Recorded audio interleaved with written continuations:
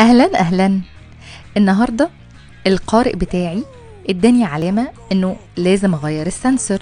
عدى ال 14 يوم، فقلت اشارككم التجربه وافتح العلبه الجديده قدامكم. فالموضوع سهل جدا.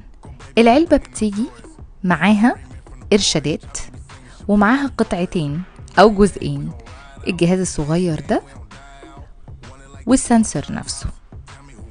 الاتنين بيركبوا على بعض.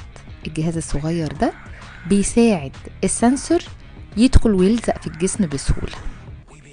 ما تتخضوش من الأصوات العالية، زي ما بفتح السنسور كده ولا بفتح الجهاز الصغير ده. الصوت العالي والتكة العالية ده معناه ان هو محكم الغلق، انت كده في التمام.